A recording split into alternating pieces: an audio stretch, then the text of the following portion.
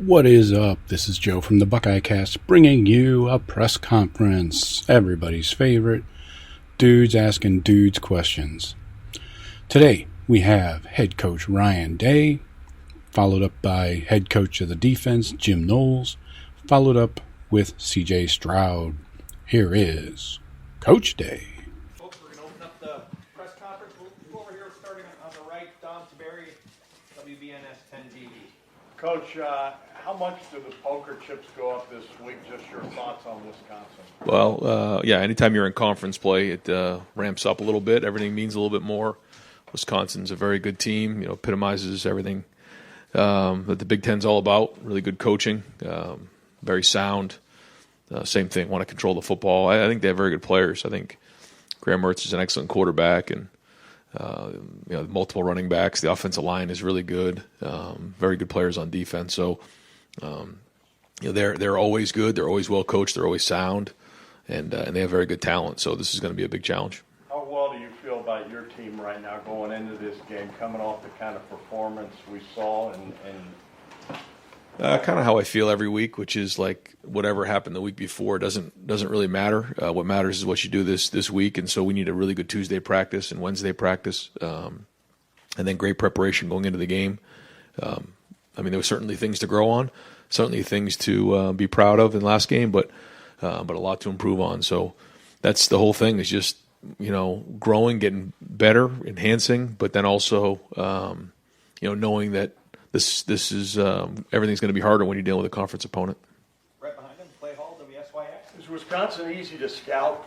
They don't seem to depart from who they are since Barry Alvarez was there. Well, they have an identity for sure, which is important for a program.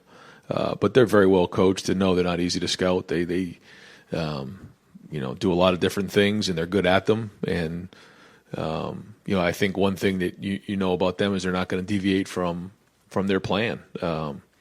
But they're very good at it. It's been very successful, so why would they? Year in and year out, they have guys who look similar, play similar, and that's a tribute to the really good coaching that goes on on their team. But you don't think because they maintain all those characteristics, they're not? No, that's a good question. I just think that's what makes them good. Good teams have tendencies, but so do we. And then there's change-ups off of those things, but they're good at what they do. And they're a lot more multiple than you think. When you look at what they're doing on offense, they're throwing the ball a lot more than they ever have. In my opinion, or at least in recent years, they're very good at that. Multiple up front in terms of the different fronts that we're seeing, the different coverages that you get. So, we got to be prepared because they're very intelligent. They can handle high levels of information and a good team. Third row right, Dylan Davis, Delaware Gazette. I know you've talked a lot about toughness going back to the offseason and certainly leading up to the season. Is this kind of a perfect game for you and your team in that regard, given the kind of style of game you're probably going to see on Saturday? Yeah, like I said, it's kind of the epitome of the Big Ten. You're going to get this when you get into conference play, and we knew that. That's why we talked about this going into the game. We know their style of play, and that's not unique to Wisconsin. So we have to be able to play in these styles of games. Real quickly, got Dallin Hayden, getting a chance to watch the film and see how he performed. What is your assessment of his performance? Good. Number one thing is he took care of the ball, and he has to continue to do that moving forward. Because the more you do that, the more trust you build with your teammates. And that's the number one thing everybody's trying to do, is show their teammates that they can be counted on. And that's the first thing. I thought he had some really good lanes to run. I thought the offensive line did a good job, but he also hit some holes and created some explosive plays for us. Right behind him, Spencer Holbrook, Letterman. Ryan, you've had a couple of issues so far this season at cornerback. What do you guys need to correct there? And do you see like an underlying issue there that could continue, or do you see that getting better? I think that there's been plays on the corners, and we got to do a better job of making plays when it comes to the one-on-one situations. But we have confidence in our guys that they'll make the plays. And it's a couple of them have been a little funky. Like the one in the Notre Dame game where he kind of bobbled it and caught it. Another one that was a little bit strange the other night. But still, at the end of the day, you got to do your job and make sure that your man doesn't catch the football. Cameron Martinez, he got his first start. I don't know if there's going to be any issues with Tanner those guys coming back, but how do you think Cam played, and what do you see his future there? Great out of champion, played well, did some really good things. Got a new opponent this week, so it'll be a bigger challenge for those guys. But I think that you can see that we do have some depth at that position, which is going to be important as we head into conference play. Right behind him, Katie Kapusta, Spectrum One. Hey, Coach, a little bit off topic is specifically about Wisconsin, but tonight Harry Miller is talking publicly about his mental health journey, and as an advocate for mental health, how important is that to see him sharing his journey with the community? No, I think it's unbelievable. Harry actually asked me to speak at it and introduce him tonight. I wasn't able to do that because we have practice, but it was able to record a short video just introducing him and talking about just the courage of a young man who's had an impact on so many people. And I was very fortunate enough to be the one that recruited him, and we knew that Harry was special. We knew that he was going to have an impact on people. Never would you imagine it would be like this. And at such a young age, have such a great impact on people. And he's still in a battle. We know that, and I'm proud of what he's done and what he's doing. Front row left, Dave Biddle, 24/7 Sports. Ryan, did you expect Cade to be this explosive in the passing game? I'm sure you expected a lot out of him as a blocker. Did you expect? He looks very explosive out there. Yeah, yes, we did, and that's kind of what we want out of the tight end position. And when he's had his opportunities, he's made plays so far. But you can see, first off, that he can block. He's done a good job in protection, and now he's shown what he can do on the perimeter, and certainly in pass, run past conflicts, and he can run. I mean, he's an athletic player. Was a really good basketball player in high school. He's got good ball skills. When you're playing tight end, you have to do so many different job descriptions, and it's just a developmental position. But we saw the skill sets in him. Personally, I saw it a few years ago. We had a lot of conversations. He's kind of he has a defensive mentality at sometimes, and I think his heart was a little bit on defense. But then he realized that his ceiling was at tight end, and to his credit, he put his faith in us that we were going to try to do everything we could to develop him. No guarantees, but so far so good there, and he's got to keep building on it because he can be a weapon for us. I know you don't like talking about injuries, but what can you tell us about Travion? Do you expect he'll play this week? Yeah, yep. Same thing with him. It was just a short-term thing that we're expected to happen for Saturday. Yeah. Third row left, Dan Hope, 11 Warriors. Ryan, you talked on Saturday about the offensive staff coming up with different packages for the offense. Kind of what's that process like between you and Kevin and all the other experienced coaches you have on the staff? Yeah, it's right in that room there. There's all kinds of all over the walls. It's just all this stuff here where you can draw over the walls. There's probably no open space. Just a bunch of people coming up with ideas, and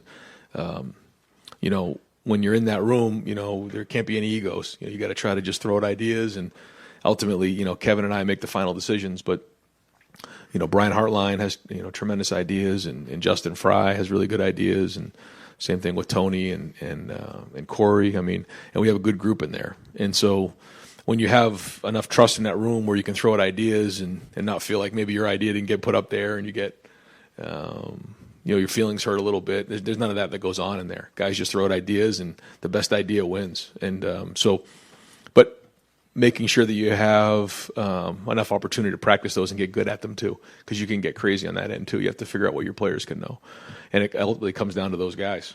And I think the thing for us with CJ and some of the older guys, more veteran guys on offense, is we're getting some decent feedback on the volume of plays, what plays they like, make sense. And anytime you get that type of feedback back from your players during the game week, that certainly helps us come up with a game plan going into Saturdays. What has Justin brought to that process being a new coach? Very intelligent, really sees it from a wider lens than just the offensive line. He's played in multiple schemes, so he has a good background in that area, and has a lot of ideas, and that's great. But I think at the end of the day, it comes down to what can you actually install and see on the film on Saturday, and that's to me where so far there's been progress made, and a long way to go, but we're moving the needle there. Second row middle, Nathan Baird, Cleveland.com. Kind of on the same topic a little bit, but when you're facing someone like Jim Leonard, the defensive coordinator, with his resume, I suppose, like how much does that play into how you approach a game as a play caller? And on Saturday, as you're making decisions, are you thinking about the tendencies of that other guy across the way, or is it all just about your team? No, it's a great question. I got a lot of respect for Jim Leonard. I always have. Going up against him, for a couple times here, and his defenses are always some of the best in the country. So, it's going to be a big challenge for us. But at the end of the day, it doesn't have anything to do with the coaches. It comes down to the players. What do the players know? What can the players do? And, as much as sometimes it seems like, matching wits between coordinators, sure, that comes into play. But at the end of the day, it's what do your players know? What can they execute on the field? You talked after the game, and I think you said it during the week last week about how physical practice was last week. Was that something that just happened organically? Was it something that you and the staff were trying to instill last week? I mean, it's always an emphasis for us, but we know that has to be a big part of our game. And so, it's something we're emphasizing for sure, but the players responded, and it was what it was. I mean, if it's a good week of practice, you got to call it for what it is. If it's not a good week of practice, you got to call it for what it is, and typically that has an effect on the game on Saturday. So I think I mentioned this before. I get more anxious and worked up on Tuesday, Wednesday than I do on Saturday because the work and preparation that needs to be done here in the next 48 hours is so important to how well you play on Saturday. Because if you've seen it on film and you've physically done it, it's just a matter of being a competitive excellence. If you haven't done that, then now you're just you're hoping that it works out that way on Saturdays. And so that's why this is so important to do a great job on Tuesday and Wednesday. Last week you said Jordan Hancock sounded like he might be close to playing, but then he was inactive.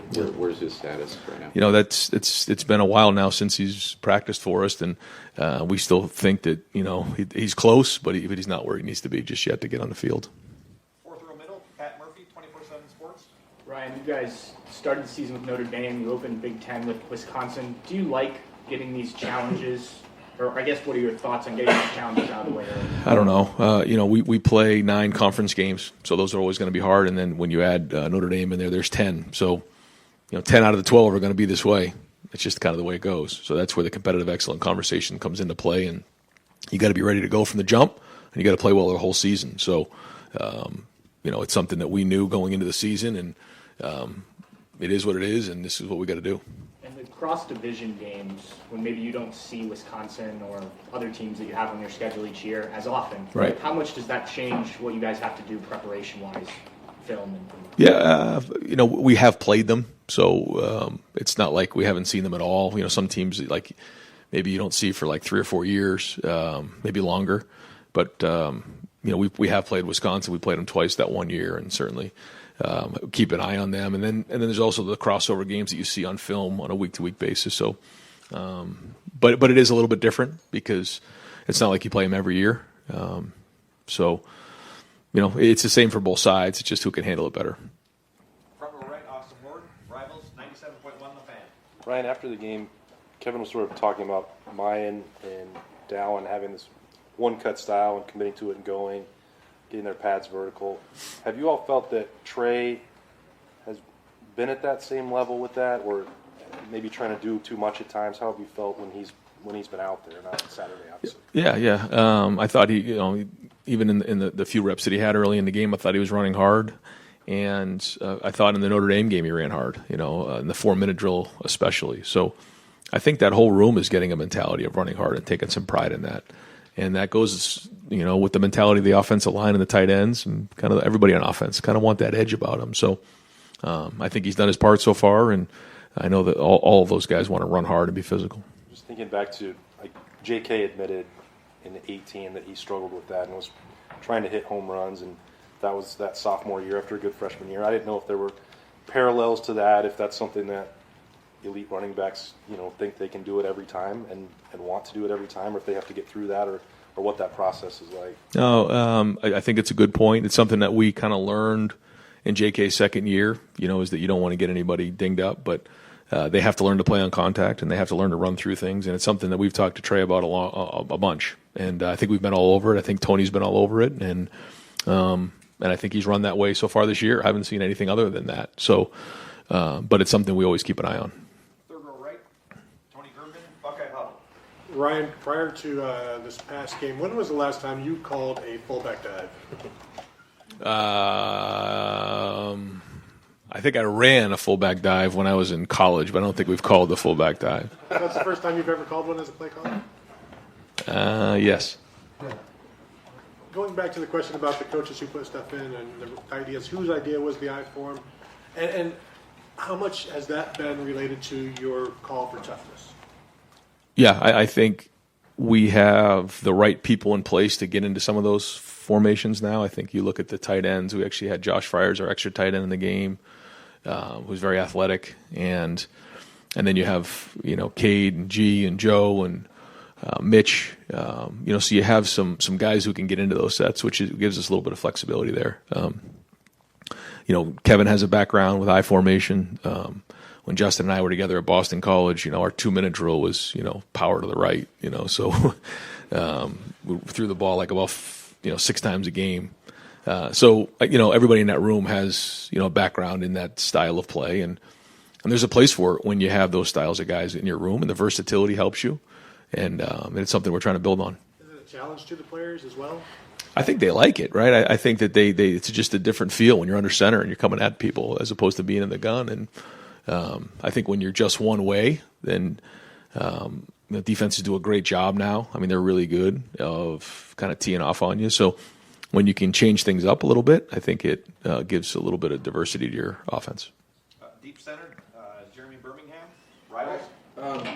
When it comes to recruiting stuff, do you guys use rankings nationally as more of a starting point or a comparison point for what your personal evaluations are? And how hard is it to sort of pull away from the lure of chasing those on the trail? Well, we're definitely aware of it. We have our own evaluations, as you know, and we kind of rank our guys and go through, and then every once in a while we'll say, what do they rank nationally on some of the publications, just to get an idea. Typically, the higher rated guys are a little bit harder to get, and that's just the way it is. Doesn't mean that maybe they're the right fit for us, or our evaluation is in line with what maybe that ranking is. And so we try to find the right fit for us. And it's pretty close. The guys who are ranked high are usually really good football players. That's and maybe there's a couple that aren't. So yeah, I mean, when there's somebody out there that we evaluate very highly, that's high on our list, that is highly recruited, we're competitive, we want to go get them. Quick pivot away from that. With a guy like G, when you guys have seen as a coaching staff just the last couple of years, he's had a lot of difficulty getting himself physically ready, the changing positions, that kind of stuff. There's been some, just difficult times that he's dealt with personally. How rewarding is it for you guys to see him make that turn, but then do you feel an obligation to make sure that he gets the ball? I mean, it seems like you tried to hit him in a few times on Saturday night. Definitely. I thought he deserved it in that game. I tried. It didn't quite work out the way that we thought it would work out a couple times, but that's just the way it goes. And Cade and Mitch were like that early in the season, and then it kind of, things have worked out a little better recently, but, you can't always set it up that way. The coverage is going to dictate where the ball goes. But G in particular, everyone has their own journey. I'm certainly pretty sure that G didn't think that his journey would go like this when he came to Ohio State. But to G's credit, he has worked every day. He's put his head down. He's shown toughness. And he's got a chance to be a really good football player because he just keeps putting one foot in front of the other. And you can see, in the Arkansas State game, he came in there and they saw him as a receiver. You can tell by the way that they played their front. He lined up as a tight end, went right down the field and ran the ball. And that's important to have an athletic, physical tight end like that. So, we're going to keep building that. And, there's no guarantees because you just never know how things are going to shake out in a game plan or how it works. But he is going to be an asset for us on offense this year and moving forward. And it has everything to do with how he just keeps showing up every day and working. And so I'm proud of what he's done. Far right, Adam King, WBNS. You guys scored 11 touchdowns last week. When you look at a team like Wisconsin that can take the air out of the ball, how hard is it to keep an offense in rhythm like you guys were against Toledo? It's definitely hard. That's where Wisconsin's always been really good over the years, just doing that. So we've got to do a great job of, understanding how they're trying to attack us and win the time of possession, be physical, get off the field on third down. Kind of a pivot question here. You guys are now getting ready for your fourth home game of 5 straight. How much is not having to worry about going on the road and all of that logistically and preparing your team for that allowed you to just focus in on these games? I hadn't quite thought about it until maybe driving in this morning, was that we haven't had to worry about any of that stuff, and I guess it's definitely a positive, just getting into a rhythm of things. But at some point, we're going to have to go play on the road. We know that, and we'll make those adjustments because, it's just inevitable. You got to go on the road and go win some games. But right now, like you said, we've gotten a little bit of routine here, so hopefully that it can be an advantage for us. Front row middle, Joey Kaufman, Columbus Dispatch.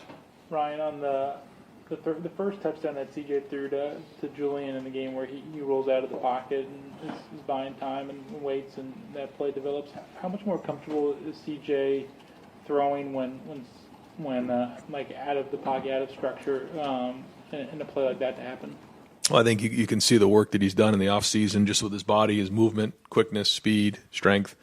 I think he showed a couple things in this past game. He scrambled at one point and got us to third and manageable. He pulled the ball on a run. He picked up about 4 or 5 yards, and then you saw a couple more extended plays where he's breaking the pocket and looking downfield.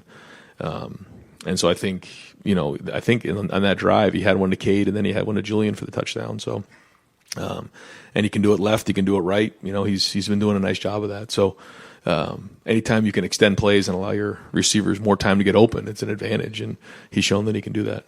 Is that primarily physical development? Is it mental, where you're just comfortable back there? Where does that largely open? Yeah, I think it's both. I think you have to have the confidence physically to be able to extend and get away from the rush, but also just the speed of the game and understanding where the bodies are.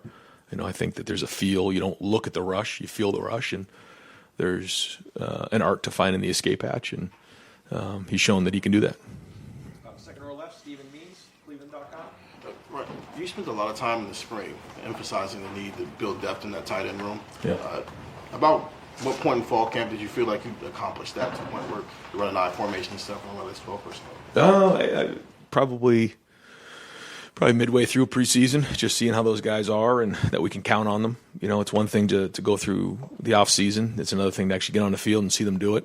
And then they start to put together a body of work. And like everything else, every day we're out there, we're trying to build trust in the guys around us, coaches, players, and those guys have done that. They've shown up every day. They've made plays. They've blocked. And again, those tight ends, they have to go block a 7 technique. Then they have to, against, JTT or Zach Harrison or whoever they're blocking, right? Then the next play, they have to pick up a blitz of Tommy Eichenberg, and then the next one, they got to go get open against a safety or a corner on the perimeter. Those are not easy to do, and so it takes time to develop those skills, but they've made progress, and we've made progress there. Still, again, building on it, but I think there's been a lot of positive there. Obviously proven he can be a weapon for you in the passing game, but so did Jeremy Rucker to the Saints, so did Luke Farrell. Is him being maybe more involved at this point a reflection on his development, or maybe CJ's development, maybe getting to other reasons? Yeah, maybe a combination of everything, whatever that is. But give Cade credit when he's had a chance to make plays, he's made them. Right next door, Stephen Hellwagen, 24/7 Sports. Yeah, the last time you guys played Wisconsin in 2019, you were behind 21-7 at halftime, and you haven't played them the last 2 years, so 3/4 of your team's never lined up and played against Wisconsin. Right. Understands the physicality, perhaps. Just they're not ranked. They lost to Washington State. Just from a psychological standpoint, what do you have to do to impart to everybody that this is a team that can beat anybody in the country on any given day? Right, and without sounding like a broken record, that's what it is every week. And any team can beat you, and you can beat any team. And you can say that once, or you can keep saying it till you're blue in the face. But the guys have to listen, and they got to believe in you.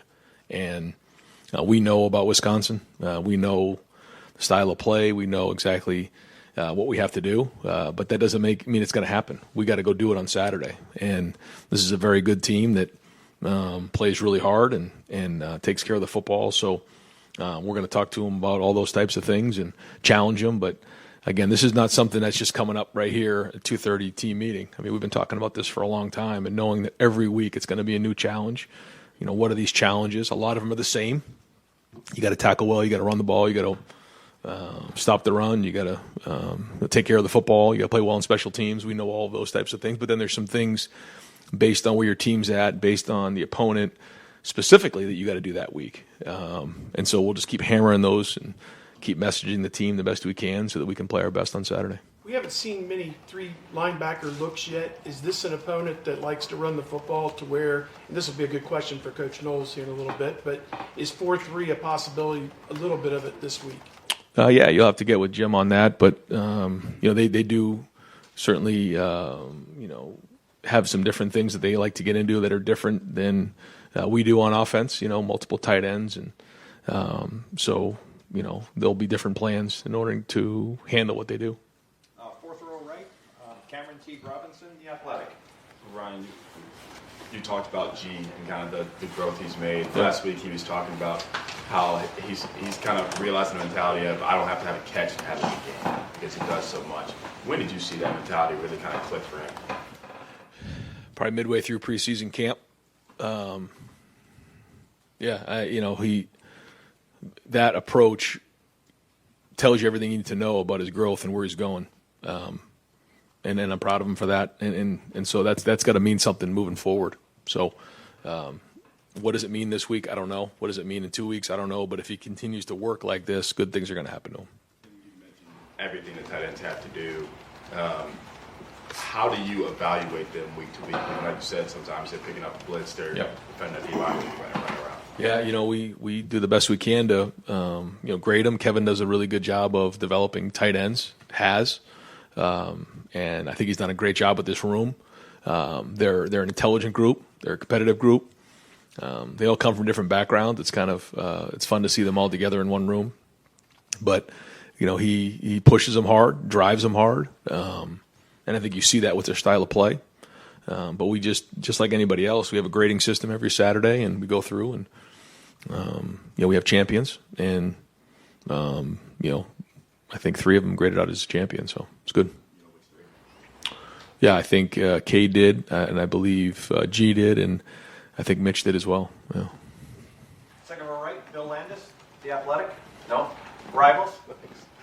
I know you don't script scramble throws, but over the course of the spring and preseason, maybe as you saw CJ excelling in some of those, did you think and saw his physical gains as well, did you think to yourself, maybe we can work some more movement throws into the offense? Because it just seems like you guys have done a little bit more of that. Well, it's funny, in 7-on-7, Jim, it's actually not 7-on-7, it's 8-on-7 a lot of times. So he'll drop 8 guys a lot, and I think a couple of practices he had 9 guys in coverage during 7-on-7. So we can thank him for working on our scramble drills during 7-on-7. But to be honest with you, we actually have spent a lot of time talking about that because, when you have 8, 9 guys in coverage, that certainly changes all the windows. And sometimes you have to hang on to the ball. Like on the second and whatever that was, it was a 3-man rush that CJ had. He felt the 3-man rush, scrambled for 7 yards. And when you're dealing with a 3-man rush, drop 8, second part of the route is huge, and he saw that and he felt that. So we maybe not had seen that the last couple of years, and so as we break the pocket and work the scramble drill, there's just a lot of feel to that, and nothing scripted. It's just like you said, but instead of just checking the ball down sometimes, or instead of just throwing the ball away, we'll actually break contain and work that and coach that off of film, and it's shown up on film. So that's been a positive. Yeah. He said, CJ said on the one he threw out of the back of the end zone, you were in the back of his head. He didn't want to force it and get yelled at, I guess. But with him, sometimes he'll throw a ball in that situation, and I think some of us think to ourselves, boy, that was pretty risky. But when you coach that, if it's complete, is it a good throw, or do you still say, hey, I know that worked, but maybe don't do that next time? Yeah, I think it's a great question. You have to decide whether it was a good decision or not. And you can't look at the result if you're focused on the process. And that is not just in that situation. That's for a lot of guys. When you might be a offensive lineman, you don't use good technique, but maybe you get away with it on a snap because you're really talented. Is it the right technique to use, or is it just because you got away with it there? Because when you go against yourself, when it's a matchup situation, what are you going to use to have that advantage? And so we look at that in all situations. Was that a good play? And you can't look at the result because sometimes the results skew. And that's hard to do. Easier said than done, but it's something that our team and our coaches and our players have been challenged with, especially coming off the last game. Right next door, Doug Lamarice, Cleveland.com. Ryan, I know you're not in charge of this, but maybe you have an opinion. 4th home game, 3rd night game. Great. Love all the night games. Awesome. Or does it feel like a little much? It's been good for recruiting. Those are long days.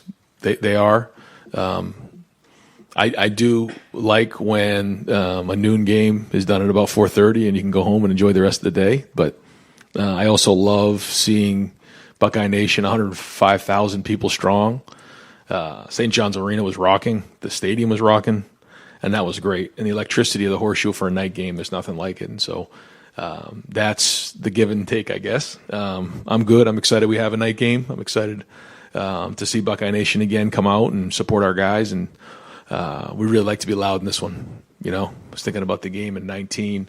That was a noon game. This is a night game. So Buckeye Nation's got all day to get excited and get fired up, and let's go make this the loudest it's ever been. The discussion that comes up a lot with opponents like Wisconsin about identity, right? Yep. So from your standpoint, Ohio State, again, it's not what we think, it's how opponents view you, right? What's the balance between we want to have an identity, but we also want to break tendency at time, we don't want to be too predictable? How do you go about balancing that? Yeah, we take that very seriously. I mean, we've made it very clear from the offseason to the preseason to now is that, we want to be tough, we want to be disciplined, and we want to be skilled. Those three things. And that needs to be our identity. Now, on each side of the ball, we have schematic things that give us an identity as well. But we need to be those three things. And that's why I was upset a couple weeks ago with some of the penalties. But I thought we were better this week. I think we've been playing tough. And then the skill of, it's not just about your talent, it's about the skill of your position. It's the skill of playing football and pad level and hand placement and taking care of the football and just all those types of things that you need to be a good football player. So those are the identity. That should be the identity of the team. In terms of offense and defense, yeah, you need to have tendencies because good offenses and defenses and special teams have tendencies, but you also need to mix it up a little bit. And that's the balance you try to find. I've been there before. We've tried to do too much and we can't execute very much. I've been there before where you think, well, we'll just line up again and do the same thing, and they've been getting ready for that on the other side of the ball, and it doesn't work. So, you just try to find the best balance you can. Got time for just a couple more. Front row. Bill Rabinowitz, Columbus Dispatch. You've obviously harped on toughness all year. Are you at the point now where you feel confident enough about it that you're looking forward to a game like Wisconsin because you're confident in it? Or are you thinking, well, there's still some questions and this will reveal something? I think when you look at any team, if you can do it, it's just a matter of doing it every week, right? I mean, you can execute on third down. You can be disciplined. You can play with really good pad level and run the football. You can stop the run. You can do those things. The question is, can you bring it every week? And that's what it is. I think we've shown that we can do those types of things. But the challenge is the competitive stamina, and can we do it week in and week out? So, this will be a very, very good team. It'll be the best quarterback we've seen. It'll be the best running back we've seen. It'll be, a lot of best we've seen so far. And certainly the first conference game will always be a challenge. A question about Luke Whitler. Center's got to be the leader of the line. How is he in that role? And just anything else you might want to say about Harry's development? Or I'm sorry, Luke's development. Yeah, no, Luke is typical of a center. He's type A. He wants to get everything right, but he takes a lot of pride in his work and works really hard. I see him in here getting extra work, watching extra film, and that's what you want out of your center because he's the guy who's got to get everybody together. And he does a very, very good job of that. You got to be a good communicator. You got to be able to process high levels of information. You got to be able to make in-game adjustments. And he really feeds off of that. And he and Justin have really built a good, strong relationship. So, because of that, it's been great. Or you said it's Justin. Yeah, no, I'm saying he and Justin Fry. Oh, Justin Fry. Okay. Yeah, I think that the two of those guys really get along well because they spend a lot of time together in that meeting room, going through the fronts, going through the protections, going through the identifications and the adjustments. Yeah. And final question, front row right, Tim May on 3. Yeah, I got like 1,000. But following up the I formation, what has impressed me about you since you've been here is you're not just running one play out of it.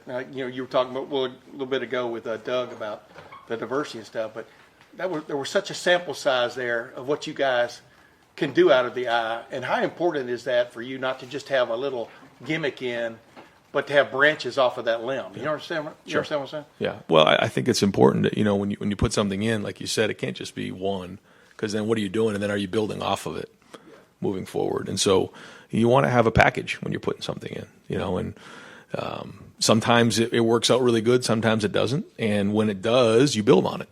And that's the idea, is that you're trying to build something for down the road. You're not just putting it in there and splashing it in there. Yeah. Yeah. And the other thing, this pre-conference schedule, as you look back on it now, you've developed depth at wide receiver, playing depth at wide receiver, in the safety room. The offensive line guys got to play a lot in the second half of the year. I'm talking backups and stuff. Yep. As you look back on it, has it been a pretty good developmental preseason schedule or pre-conference schedule? I mean, we're in it now, but I think in those 3 games, like you said, there's been some things, some boxes that you can at least check to say, okay, now going into conference play, we at least have an idea what we're dealing with here. Some by necessity, some because it just worked out that way. But yeah, I'm not that we have all the answers right now, but there's been some boxes checked for sure, but still a lot more to check. Thank you, Coach. Thank you very much. All right, guys, thanks. All right, folks, we're going to bring Coach Jim Knowles down. We got him for about 15 minutes. So, open up the floor, far left, Andy Anders, Buckeye Sports Bulletin. Yes, Jim, I know we've asked several questions about him throughout the season, but I just kind of wanted to get your thoughts on how his development has been. Say that again. Who are we talking? Lathan Ransom. What you've seen in terms of his development as he's got more snaps as the season has progressed. Yeah, we've been bullish on Lathan from the time he first showed up in practice, right? Because he was hurt, and he just gets better every week. Can now play multiple positions, just helping the defense more and more as he continues to learn. But love the way he plays. That physicality he showed in the box against Notre Dame, is that sort of chess piece helpful to have against kind of a similar offense? Yeah, when you have safeties who can cover and attack the line of scrimmage, it just makes your defense better, and we'll certainly need it this week. Deep left, Brendan Gulick, Buckeyes Now and Sports Illustrated. Coach, just kind of considering the different schemes you've seen these first 3 weeks, I know you obviously had no part in setting the schedule, but do you feel like you've gotten enough breadth of looks from an offense that you feel like you've seen lots of stuff as you get ready for conference play? Well, you never feel totally comfortable. I mean, that's, life as a defense coordinator in big-time college football, because it's not the NFL. You change week to week in terms of what you face. But I think we have seen enough to coach off of, and that's what you're looking for, real-life game examples to show your guys. And I think you're right. We've had enough of a variety to at least be ready for this situation. I want to ask you a question about Denzel Burke and just his level of attention to detail as he prepares. He's had some good moments. He's had some tough moments. Can you speak about how he preps for games? Denzel's serious about his craft, comes in early, works with Coach Walt, does all the right things. Like I said before, it's life on an island is difficult, and particularly at the Ohio State with all the attention, and he's just going to get better and better every week. We have 100% confidence in him. Second row right, Doug Lesmerises, Cleveland.com. Jim, just looking back real quick, when you face a quarterback like Finn, who had escapability on Saturday, what did you think your defense learned from facing a quarterback like that, and how do you think you guys handled him? I don't think we did a great job. That starts with me. I think it was not at the level that we want our defense to be, silver bullet caliber. It wasn't there. Now, yeah, a lot to learn from it. Always great that you win and you can learn from that, but I think that starts with me. I feel like I didn't do a good enough job preparing them for, it's there, and you set up some things and some schemes, to combat it. But he was really talented, and I saw during the game that it's almost like when you go.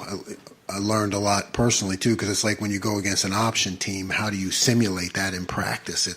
It's difficult. How do you simulate a scrambling quarterback?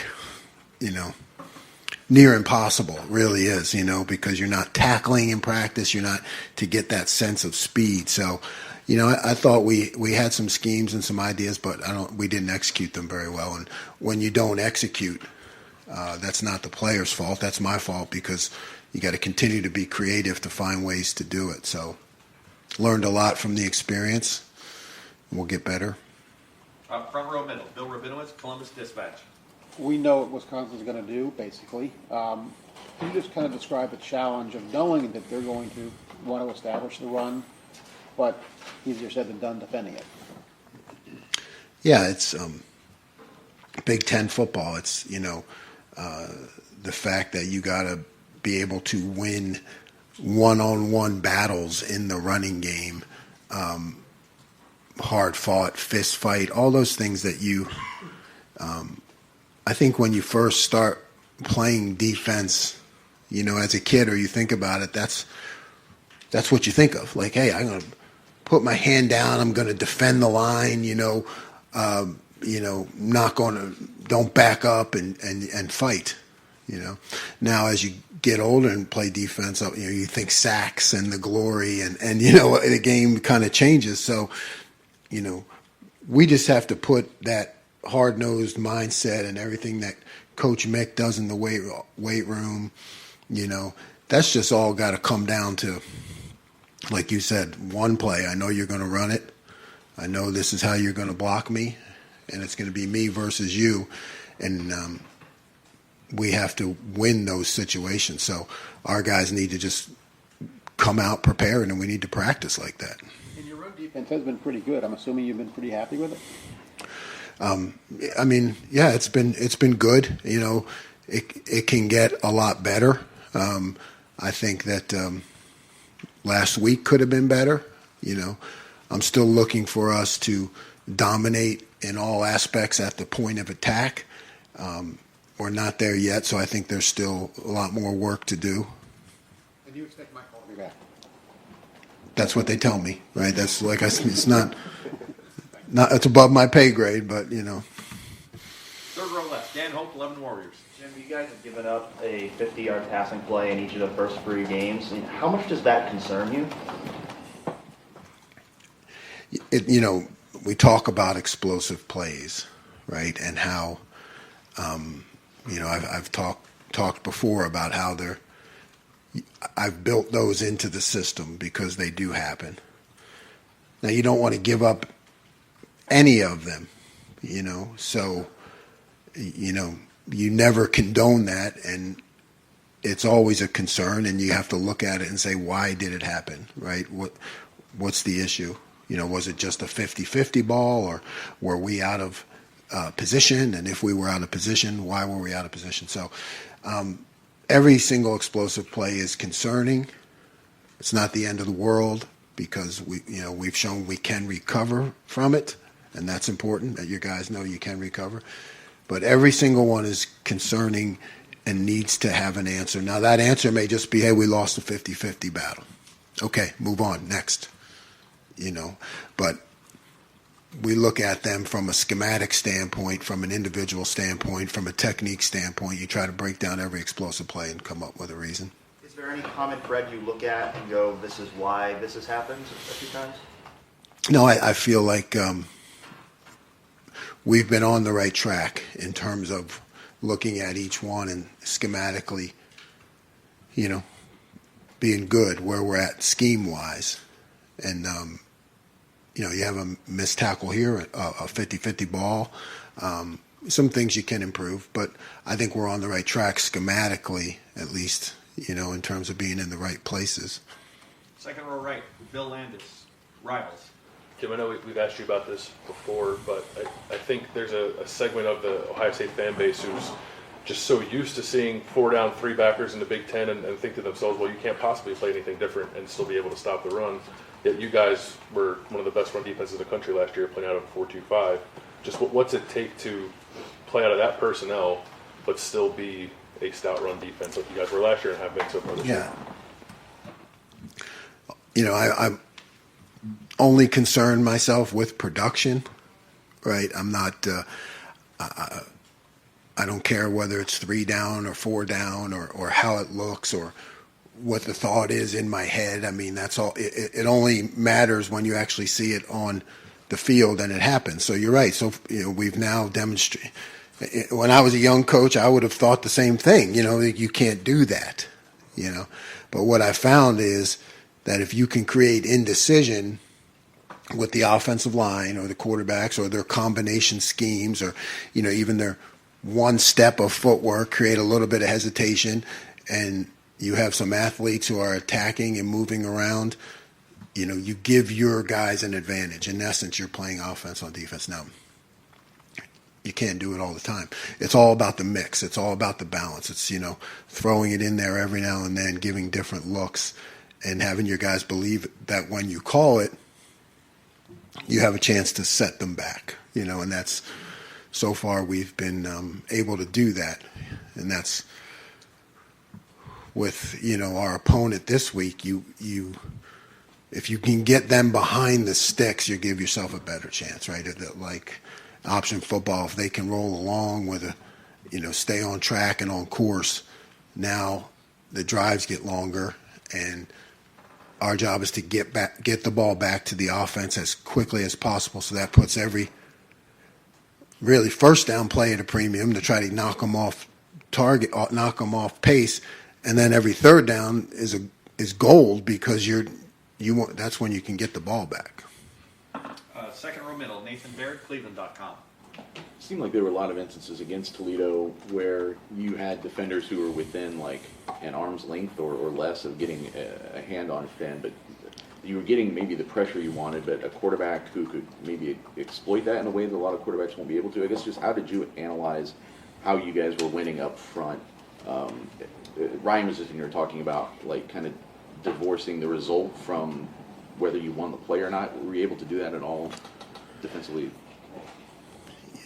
Yeah, I mean, we too much leaving of our feet, where you feel like you're behind and you end up leaving your feet, and then you're not going to make many plays that way. So again, it goes back to everything goes back to preparation. Everything goes back to what we did that week. Coaches can. I had a plan for this. I had a plan for that. Well, on the field, that didn't work, and I thought, diving, leaving of the feet, that's just like guys are feeling they're a step behind a scrambling quarterback. So that goes back to me in preparation. And like I said, I thought when it came to the scrambling quarterback, who we knew was talented, we got to be more creative in finding ways to practice that, because it's difficult to simulate in practice, but that's my job. Did you guys use a non-quarterback on scout team at all? No, we didn't do that last week. No. How much have you followed Jim Leonard, and I don't know how much you look at other defensive coordinators around the country, but I assume you do some. Anything that stands out about just the approach that he has, or the approach that those teams have? No, I mean, you're always paying attention to who's doing well on defense, and they have been consistently very good. So I think they have a system and they run it, and they know what they're doing. All the things that I think you want to be as a defense coordinator, I think they've been showing it. Having a system that you can count on and having answers. Fourth row right, Cameron Teague Robinson, The Athletic. Jim, Cam Martinez had to step in and play some big snaps for you guys as safety. Just when you watched him, how did you evaluate his game?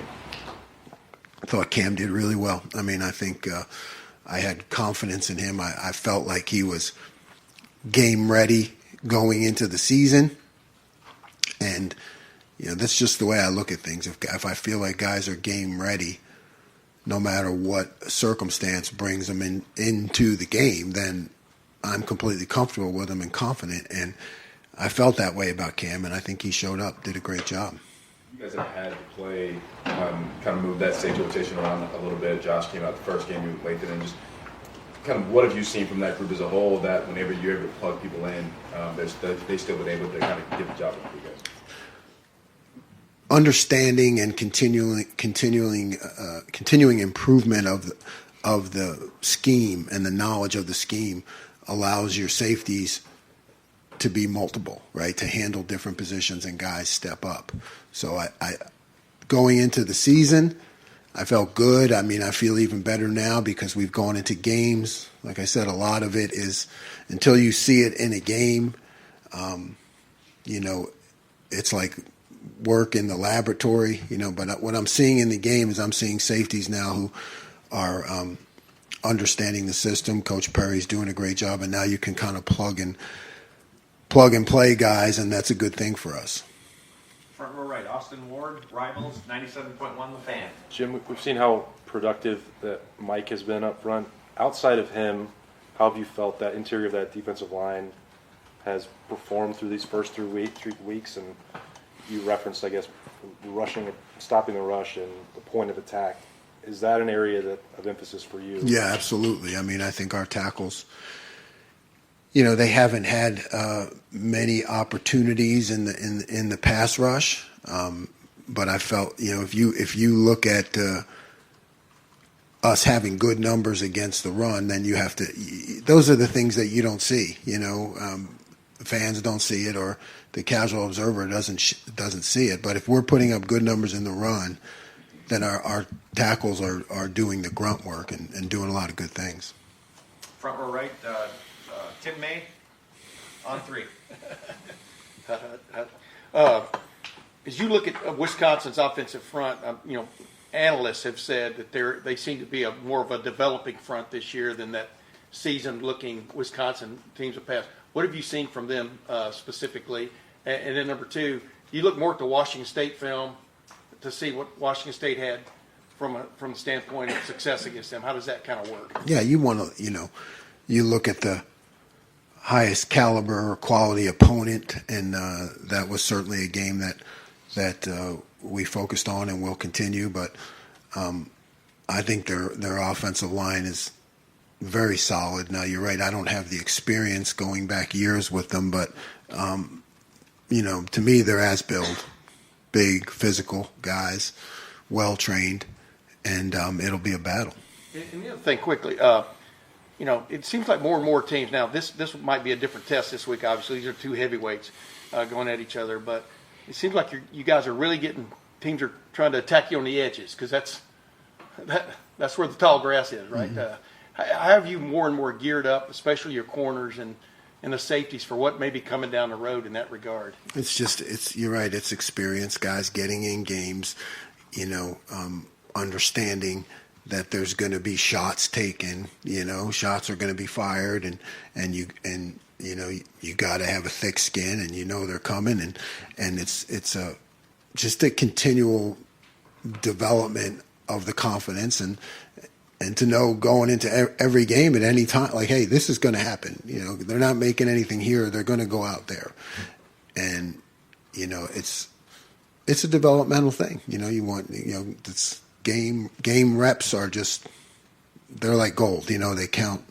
You know, even if they don't go as well as you would like, you know, you're building that experience. Right next door, Joey Kaufman, Columbus Dispatch.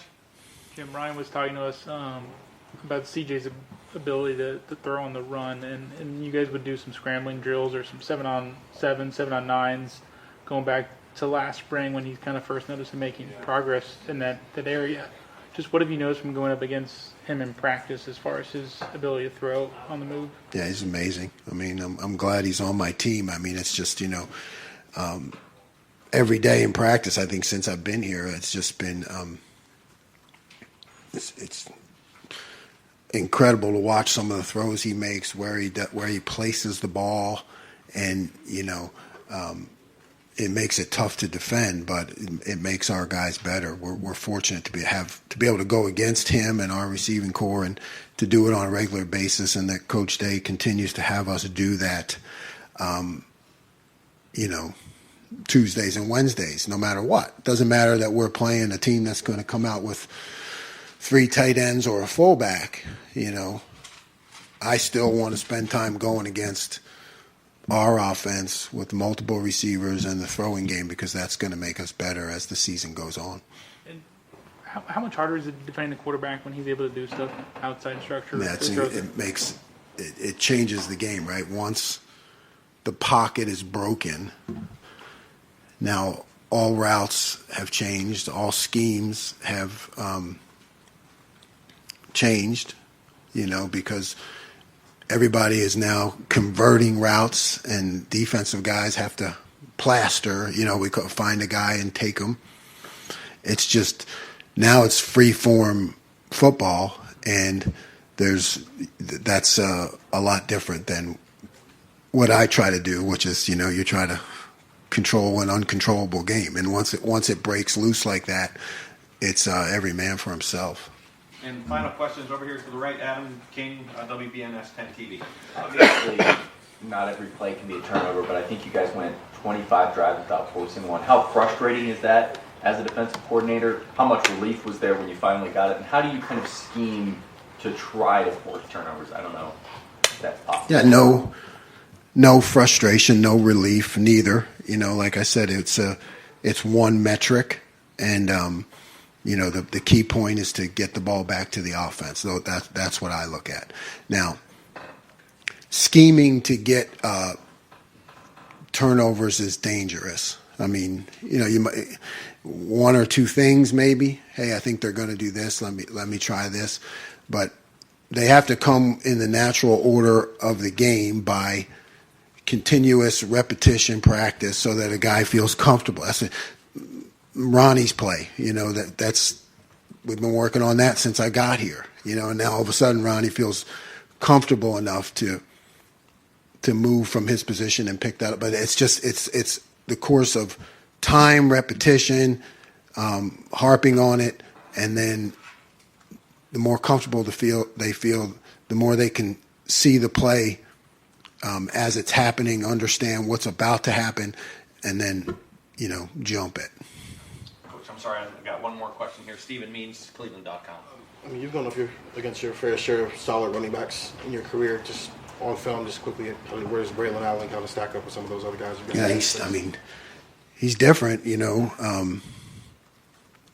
Big, strong back. It's certainly gone up against guys like him before, but he's as good as any for in the big back category. He's as good as any that I have seen, and we have to make sure that we have great form when we tackle him and rally to the football and vice him in, and it's a team. It's going to be a team effort because he is very talented.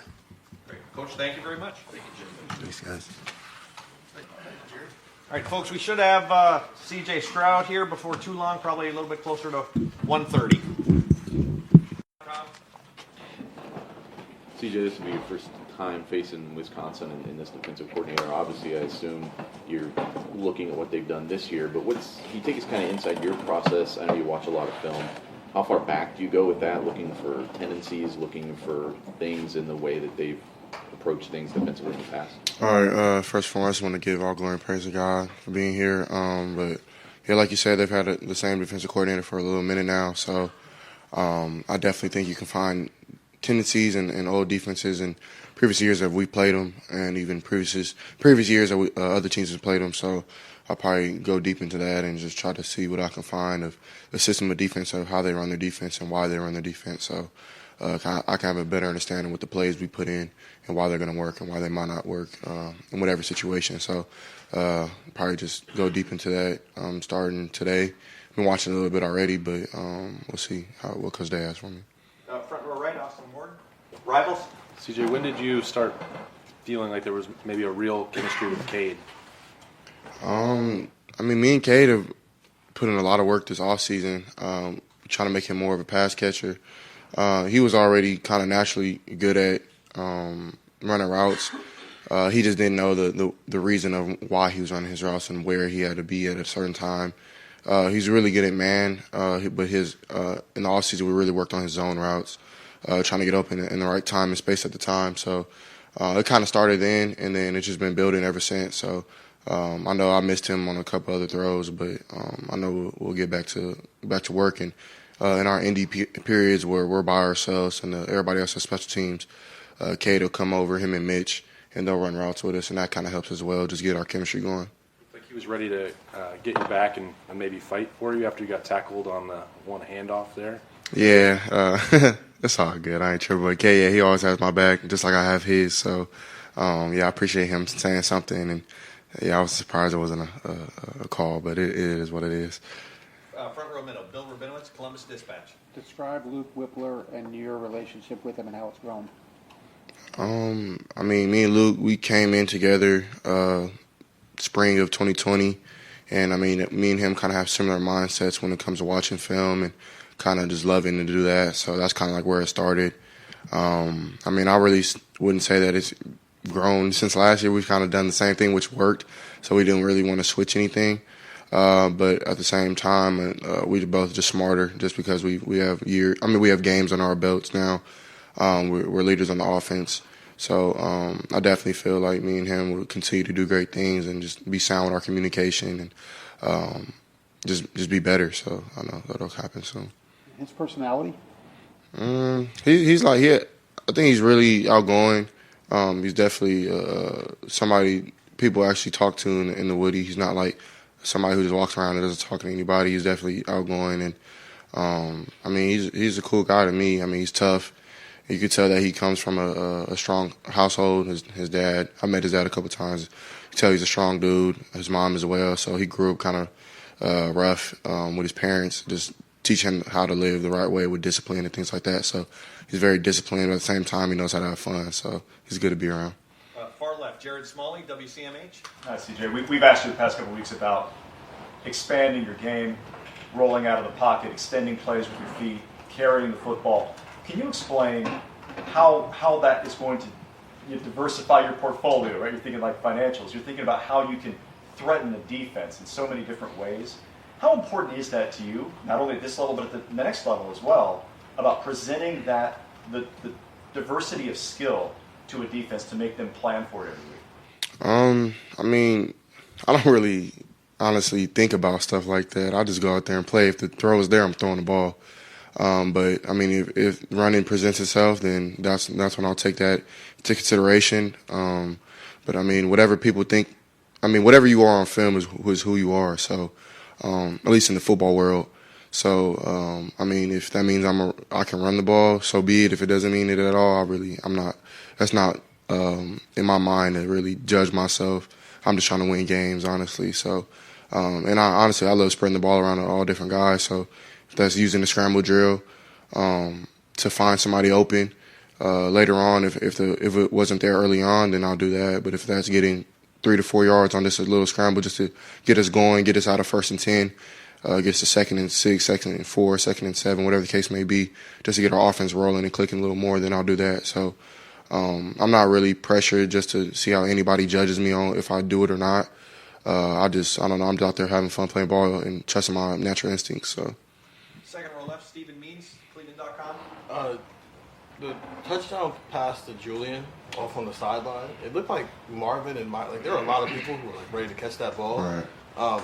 Who was that actually supposed to go to? Yeah, so I mean, I missed. So I thought they were going 0. They ended up going like cover 2 kind of looking thing where, my eyes went to the field. I thought they were going to do nickel rifle or the Sam was going to come, and he didn't come. So I went back to my read, and Cade actually did a pretty good job by slipping the mic and piping it up. But I thought it was too late, and the safety started to creep back from the backside. So that's why I just kind of went to Julian. He ran a good route, but they had a flat defender who took that away, and then a man player ran with my end. So I try to do my best just to make the play, extend the play.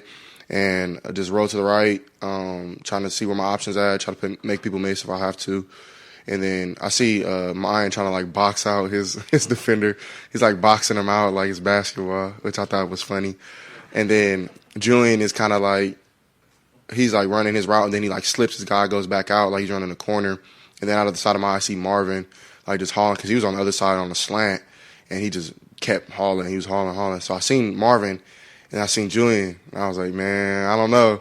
So and then by the time I threw it, I mean, Julian got it. And honestly, I don't really know. I kind of just give him a shot. I think if it didn't go to Julian, Marv was going to catch it. So I probably was throwing it to Marv, but Julian got it. So it is what it is. You brought up this idea of sometimes you just say, in your words, F it, I'm just going to throw it to Julian Flippin. Heck nah, Cuz they wouldn't like that. So I gotta be smart with the football. He actually questioned me, like, "What'd you see?" I was like, "I knew I was throwing it to. I was throwing it to Marv, and he knew I was throwing it to Marv." So, and I'm working. He likes when I create plays like that. Just got to be smart with the football because it happened again in another drive. I think at the end of the game, one of the end of the game plays of mine, and I just threw it away just to be smart. I accidentally hit a girl, and I apologize, whoever you are. I'm super sorry. I did not mean to. So. Yeah. Second row right, Doug Reese, Cleveland.com.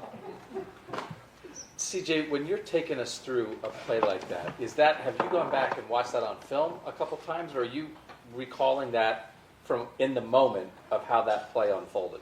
A little bit of both. I like seeing things back there because like we only get 12 games a year, so you got to bottle stuff up like that. You know what I mean? So it's not like basketball where you get 82 or like any other sport where you get a whole bunch of games. Baseball. So you have to like cherish these moments, even like the little ones, like moments I have with Luke or moments I have with Marv, whatever the case may be, sideline moments. So I try to like cherish those. I know it kind of sounds weird, but so I try to remember both. But film, of course, you go back and it's easier to judge on film, I feel, or from TV, just because one, you don't really know the rules if you're not watching it, or two, you don't really have the view that I have when you're looking past 6'10" DeJuan Jones. So like, and sometimes people aren't as wide open as it seems because you can't see them. So you have to like find an angle to find your receiver. So I try to do both, or like put two together. And Coach Day would be like, "Man, why don't you see this?" And I'd be like, "Coach, I'm trying." So it just my linemen are big. So at the same time, I never really have a serious issue. It's sometimes, but but going to them, they had a great game on my O-line. So, but yeah, I try to do both. Do you just if I said, "Hey, do you remember this touchdown pass from last year against Nebraska?" Would you be able to do that with a play? Like, what's your recall of things that happen? How much do you retain? I probably could. I don't know. You'll probably have to test me on that one day. I think I could. I know Sean McVay is really good at that. I remember he had like a questionnaire where somebody asked him like a 3rd and 6 from like, and you put so much work in for a third down or for a certain situation that you have to remember it. You know what I mean? Because like you put so much work in just with routes, then you go into scout work, and then you go into film study, then you come back and do it the next day, then you clean it up on Thursday, then you walk through it on Friday, then you walk through it on Saturday. So it's like it's so much work that you put in that you want to cherish it so much. You know what I mean? It's like having a baby, I guess. I don't have a baby, God, thank God, but I would probably say that it's like that. You feel me? So. Guys, I'm sorry, we only got time for one more front row. Joey Kaufman. CJ, so I guess this is probably a dumb question, but that throw was the throw where it goes to Julian, and it ends up. The throw was intended for Marvin. It goes to Julian. Like, do you consider that a good throw? It resulted in a touchdown, but it goes to like the other guy. Yeah. I mean, I put it to only where my offensive player could get it. So I mean, whenever you do that, I feel like it's a recipe for success. Because if I don't put the ball in harm's way and don't turn it over, then we have another shot on 4th down. So I put it to really only Marvin or Julian can get it, I guess. So yeah, I'm happy with it. How much did you made that throw on the run last year? Like, do you feel like you're able to do stuff that you couldn't do a year ago? I'm not sure. I don't know, guys. God with that one. I'm not sure. I probably could have not. It's just whenever the situation comes, you got to be able to make the play. So. CJ, thank you, very much.